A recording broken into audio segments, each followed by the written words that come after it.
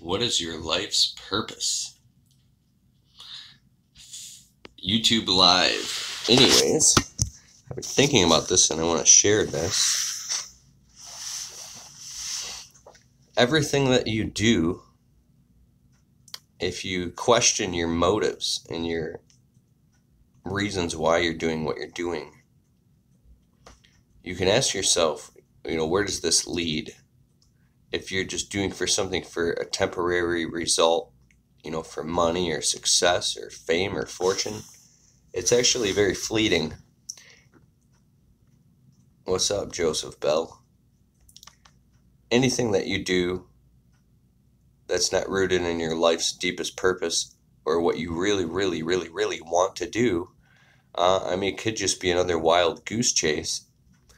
And I think that there comes a point where everything lines up and you realize what you were meant to do or what you really want to do, and you can only do that and nothing else. Scottish grass cutter, what's up, buddy? I was at the gym a little while ago. I got a gym membership for the winter. Good morning, Filet Hooked. And as I'm at the gym working out, there was like this aerobics class or something, and the lady inside on the microphone who was leading the class, it's like, a gym. Howdy, Jonathan Jones. She was like, get it, get it, get it. And all these people were working out. And there was all this motivation. And I peeked inside, and these people were all dripping in sweat doing this aerobics thing. And I was like, wow, that's super. Oh, what's up, Luke? These people were so motivated. And I thought about, and somebody said to me, some guy was like, well, come on in, join us and do the workout. And I thought about it. I said, no, thank you. You know how when you're young, you put so much energy into things just for the sake of it, because the world is your oyster? Well, you only have so many units of willpower per day. And I know physical exercise and eating healthy and all that stuff is so important. But what do you revolve the highest level of leveraged focus of your day and your willpower around? So you can move the needle forward in that specific thing, the thing that matters and means the most, the things that aren't just the surface stuff, but are the deeper levels of the core purpose. I think it's important to contemplate what is your life's purpose. Other people want you to do what they want you to do. They have agendas for you. They want you to join them in some business deal. They want you to team up with them. They want to work together, and they can always throw the justification of, we can make money together or something like that,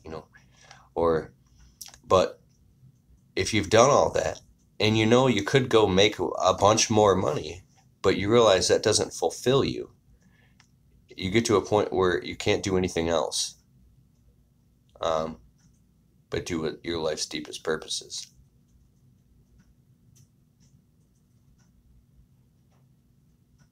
That's awesome. Yeah, you're right, Luke. Do what you want to do. I think a lot of people do what other people want them to do or what they think they should do, or do it because it's right, or, what I mean by that is sometimes you got to do things you don't want to do to get to where you want. It's true. There are a lot of times you have to do things you don't want to do to get to the things you want to do. It's life. But I think spending unnecessary time chasing paths, wild goose chases, and trails into things that don't lead to fulfillment, I think that Tony Robbins, he said, success without fulfillment is failure, especially even financial success. Say you build a big business that you're drowning in, but you're making all this money, you've got all this stuff going on, but you're unhappy inside because it's not rooted in your life's purpose. Or maybe that is your life's purpose, is to build that and fulfill and serve people, and then use the money to do something great with it. A lot of stuff I didn't think about in my 20s comes clear now.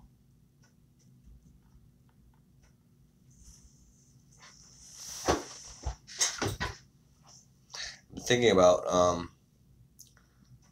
social media and thinking about the internet and thinking about all the stuff on YouTube, all the different agendas and ambitions and all the things. Last night I was looking at YouTube for about a half an hour, and I saw this stuff. We're actually in a simulation right now, and these people say, "Oh, for sure, we're absolutely in a simulation." Elon Musk and all that stuff, and then these people say the flat Earth is real, and you say then the aliens. And you're like, it's fun to look at stuff like that because you get your mind going. It's like, oh, what if that is true? What if we really are in a holographic simulation right now? All that stuff. It's fun. It's almost like it releases dopamine in your brain. It's fun to think about. But I think also that stuff, I don't know for sure, I'm not qualified, could be disinformation and to create and spread confusion to get us off the track of what's true. And I believe if you have a YouTube channel and you're growing it specifically just to get a lot of views, and you don't have a good intention behind it, or you're trying to throw people off track, or you're trying to spread disinformation, or like, I just think at some point, what's funny? It could be abundantly clear to you that what you're doing it's fun, it's enthusiastic, it's for entertainment, and you're really believe in what you're doing, right? But different people can take it in different ways. Here's what I'm trying to say. As long as your heart's lined up and what you're doing you believe is really good and right, and I think that you're upfront about that, and you don't leave anything open to interpretation. You say, this is what I mean by when I say this, and I don't mean anything else. This is why I'm doing this. You put out those disclaimers. I think then it's all fair game.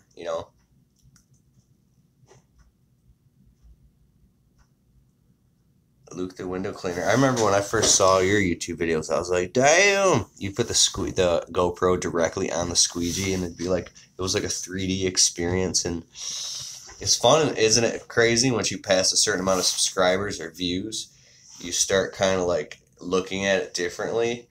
I think the best thing about starting a new YouTube channel is the naivety and the fun. When you just have 1,000 subscribers and you're doing what you want to do and you're just playing, the element of play, it has to remain in there for it to still be fun, or else it turns into a grind.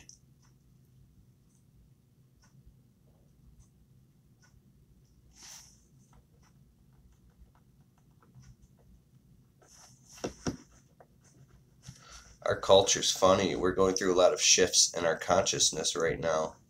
A lot of things are getting really, really good, and then there's a lot of things that are really, really bad, It's very weird.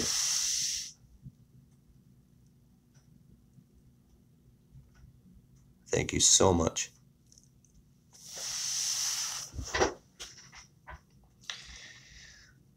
There's a lot of good things in the world and a lot of bad things going on right now.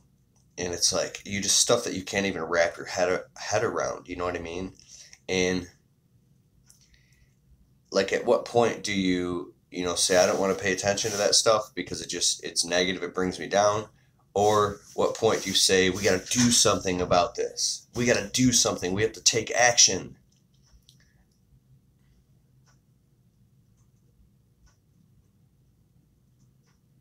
Yeah, you start questioning what's real, right?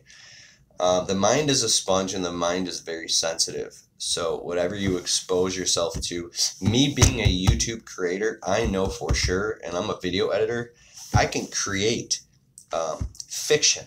I can create perceptions. I can skew reality. So anybody who's good at understands how to tell stories and the way the brain works and how sensitive the mind is, they can put out disinformation and put some music behind it and edit it to make it look a certain way to really screw people up. And if you're doing that with ill intentions and you're aware that what you're doing is, you could obviously say, hey, this is entertainment. It's just YouTube. If you view it that way, then that's on you.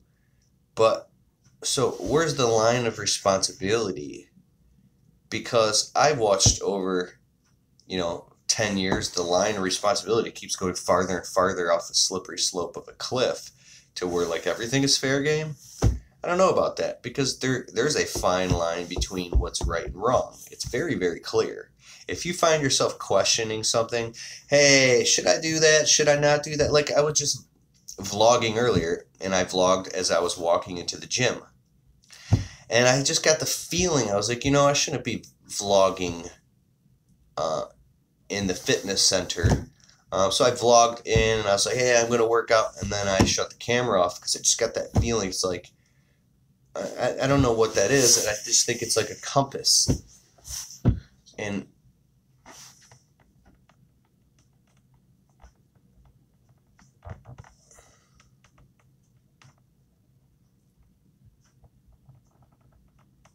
I don't know, man. If you sit there and watch, say, flat Earth documentaries for a couple hours, I mean, you could actually be convinced the Earth is flat. If you're a Christian and you're watching all this crazy stuff, you could come to church and be ask your pastor, like, dude, I don't know how I feel about this God thing anymore. You guys were brainwashing me. I found some stuff on the internet, right? Or it could be the other way around, right? I'm just saying it really skews and messes us up, and we don't know what reality is anymore. And that's and then you feel like you can't shut it off. I wish you the best of 2018. Later, Luke. Yes, sir. It's about the Pauls. Oh, you're talking about Logan Paul and Jake Paul. Yeah. My wife and I were talking about that around the house. I've been following the news on that. No meaningful content. Yeah, so I think about karma a lot, right? And I think about how I should keep my mouth shut. Vlogging compass. I think about, there's a very fine line between right and wrong.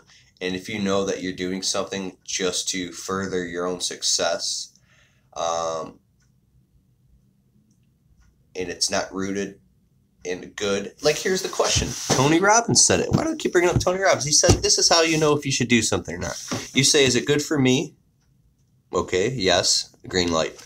Is it good for other people around me? Right? Yes. Is it good for everybody involved? Is it good for the entire world at large? Is it not only good for me, but this is going to be good for everybody? Then it's a yes. If it's good for you and it's not good for everybody else, or it might be bad to everybody else, then I think that you should further question that. And if all those things aren't green lights, then it should be an absolute no. That's with anything. I'm not talking specifically about, like Logan Paul or anything. Everybody does stupid shit. It's called you're smoking your own brochures. You get so caught up in your own agendas or your own version of reality that you can really lose sight of what's practical and what's real. I remember in 2010, I was trying to do this music thing. Oh, you couldn't tell me I wasn't going to make it in music. I was doing singing lessons 3 to 4 hours a day, and then doing shows at night, and I was in a dance studio practicing. I was up all night on work nights, producing albums, and that's all we did was music. You couldn't tell me I wasn't going to make it. I was so blind that I started being an asshole to the people around me. I was like, if you don't do music and you're not trying to make it in music, I wouldn't say it like that. I'm like, I don't got time. I don't have time to spend time with you because I have an agenda. I don't want to hear about that. I don't care about sports. I want to make it, and I'm doing everything. Like, I was taking the actions, doing everything that you're supposed to do, but the blinders were up. See, that's the problem, is when you become hubris, you become irresponsible. And then here's what happened. I never told him this is my first time seeing this. Some concert promoters, I was supposed to open up for Trey Songz and Genuine in concert at Cobo Hall in Detroit. So I was going to go on stage and sing in front of about 6,000 people and do a show, and I was opening up for Trey Songz and Genuine. If you don't know who they are, they're like They were like platinum artists or something, like famous, whatever the fuck. And these concert promoters were scam artists and ripped me off. They had fake contracts with Pepsi and Pepsi logos, fake everything. I had a manager. Even my music manager fell for it. I had concert tickets that were replicas that look real, and I was going out selling concert tickets to my concert that weren't even real. The day was, but there's a silver lining to this. I sold concert tickets to my little sister, to my friends. I literally ripped people off. And I've actually went around, I think it was last summer, the summer before, I went around with a stack of $100 bills, and I called up people, and I went and knocked on their doors. I gave them money. I put money underneath their doormats. There's one last person I got to give a $100 bill to. I got to track them down. I love paying people back and paying off debts and settling karma. And I felt so bad. I was like, dude, I had no idea. And then, anyways, it was fake. It was a scam, and I got scammed. And in the process of me getting scammed, other people got scammed who believed in me. So I failed, right? But I learned a huge lesson. So that's why I think that when you're way too ambitious, you become blinded, because now you think that you are unstoppable, right? You feel like everything you touch turns to gold, and you kind of lose perception. So I think being grounded and being humble is very, very important. Even if you sacrifice a little bit of success in the short term. You know, I got a couple friends, one friend specifically who's very successful. He's just making huge leaps. But I see he has discernment and wisdom. He questions everything. Very wise. You know, I don't know if I'd be able to be that wise, taking that many steps that fast and really keep it all together. Now, just back to me personally, like my marriage is very important to me. My relationship with my creator is very important to me. Keeping a healthy diet and getting at least some balanced sleep is very important.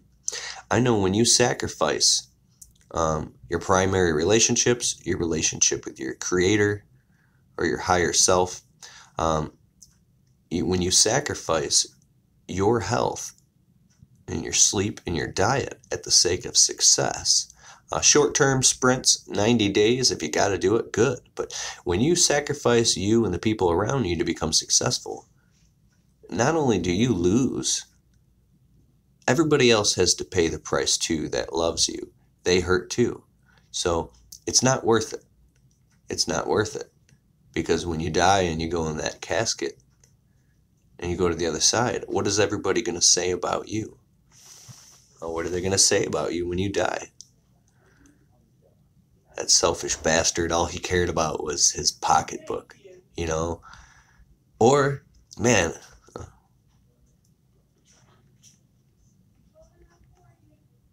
oh, you got the veggie smoothie. Oh, dude, this morning, I've got it's got kale, carrots, spinach, cilantro, blueberries, raspberries, avocado, bananas, flaxseed, hemp seed, chia seed, coconut oil, olive oil, mango juice, all that in a big Ninja blender. You keep blending it down and adding mango juice, and you put it inside of these big mason jars. This morning I had my big green shake. You got to blend it for like 10 minutes so it's blended real fine. Get all the seeds in your teeth. And I'm sitting here with this big mason jar drinking this green juice this morning. Just drinking it down. I got to go finish this. So I drink one big one per day, and I do it once to twice a week. So I'm drinking this stuff 4 to 5 days a week. I don't like a day to go by that a couple days goes by, I'm at the grocery store getting all the organic vegetables and making the green smoothie. So you're eating a perfect healthy diet to keep you balanced. With your poor diet. Yeah, so I'll tell you a story by Zig Ziglar. I almost want to fire up my other YouTube channel and say this to 46,000 people. What's up, Jonathan Jones? Zig Ziglar tells a story of how he was overweight and he was fat, and he what's up, Jay Horton 64 from Louisiana? Zig Ziglar tells a story of how he was overweight and he was out of breath all the time, and he started jogging every day. He started out, he ran just to the mailbox. He was done. Next day he ran 2 mailboxes. Next day he walked 3 mailboxes. Then he started jog 4 or 5. Next day he ran halfway around the block and walked. Next day he was able to jog around the whole block. And little by little, every day he got to the point where he was running 2-3 miles a day. And he said it was a long process. It took like 9 months. And one day he was at the beach jogging. He had lost so much weight, and his feet were just like autonomically, to the point of automaticity, they were just gliding underneath him, and he was just jogging, breathing, happy, healthy, like fit in shape in the sunshine, smiling on a runner's high. And in that moment, it hit him. Oh my God. He said, you don't pay the price for good health. You enjoy the benefits of good health. It's a paradigm shift. Here's another one. The price of inaction. You pay the price of regret. So the pain of inaction and the pain of regret is worse than just doing it. Which is why I'm going to jump off here right now and get to work and do it. Ta-da! I'm thinking about leasing out. This is the virtual office, but I'm thinking about leasing out this big-ass office around the corner. It's got windows. I could get so much work done there. And I'm not doing it at all because of ego at all. I'm nervous. It's expensive. It's because I know what I can get done in this office will allow me to write my 3rd book. Peace out, homegrown pyro. Have a good one. Thank you for spending this time with me. Time flies. It's been 22 minutes. We better get to work. Later.